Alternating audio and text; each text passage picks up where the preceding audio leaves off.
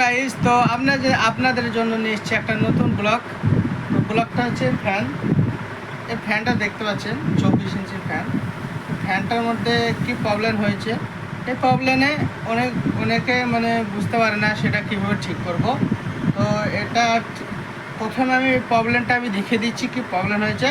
এখানে দেখতে পাচ্ছেন এই যে বাল্বটা দেখতে পাচ্ছেন, এটা হচ্ছে আমাদের সিরিজ লাইনের বাল্ব। সিরিজ লাইনের মাধ্যমে আমি এই আমাদের যে কয়েল লুপ কানেকশন সেটাকে আমি চেক করে আপনাদেরকে দেখাচ্ছি।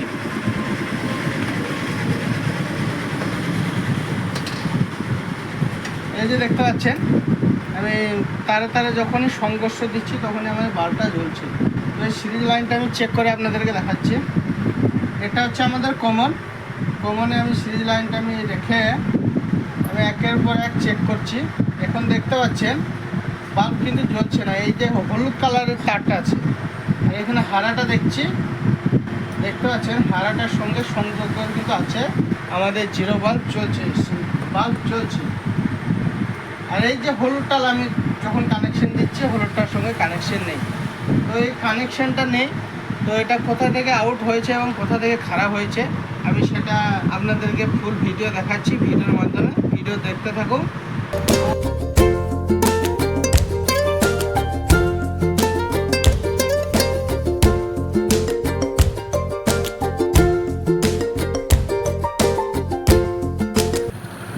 আমাদের বিয়ারিংও মনে হচ্ছে নষ্ট হয়ে যাচ্ছে।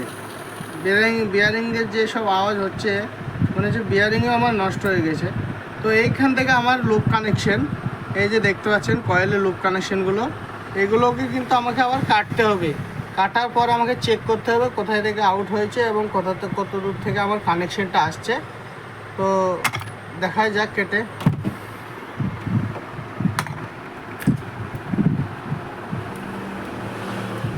তো বন্ধুরা, আমরা আমি যেটা ভাবছিলাম যে আমাদের এখানের মধ্যে কোনো লুপ বাস্ট হয়েছে। তো ওখানে লুপ বাস্ট হয়নি, আপনাদেরকে দেখাবো।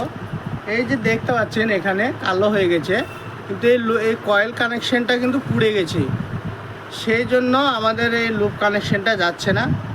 তো কয়েল কানেকশনটা এমন জায়গায় পুড়েছে, দেখতেই পাচ্ছেন আপনারা। ক্যামেরাটা ভালো করে দেখাও,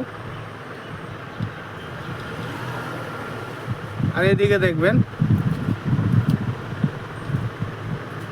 কিন্তু বডির সঙ্গে যেহেতু টাচ হয়ে থাকে বা জাম হয়ে থাকে, কিন্তু বিয়ারিং সহ আমাদের ঘুরে গেছে। তো এটার মধ্যে অনেক খরচা হয়ে যাবে। তো বোঝাতে পারলাম আপনাদেরকে, এইরকম যদি কানেকশন হয়ে থাকে লুপ কানেকশন, অনেক ক্ষেত্রে আমাদের এখান থেকে নষ্ট হলে এখান থেকে ঠিক করে ফ্যানটাকে আবার চালানো যায়। তো এখন যেটা প্রবলেম আমাদের, সেটা কিন্তু আমাদের কয়েল একদম পুড়ে গেছে। এই ভিতরে কয়েলের সঙ্গে কানেকশন হয়ে শর্ট সার্কিট হয়ে পুড়ে গেছে। তো এটার এখন যে পরিস্থিতি, এটার কয়েল চেঞ্জ না করলে কিন্তু আমরা এই ফ্যানটাকে ঠিক করতে পারবো না। তো এটার কয়েল চেঞ্জ করে আমি নেক্সট ভিডিও আপনাদেরকে দেখাবো। থ্যাংক ইউ, ভালো থাকবেন, সুস্থ থাকবেন।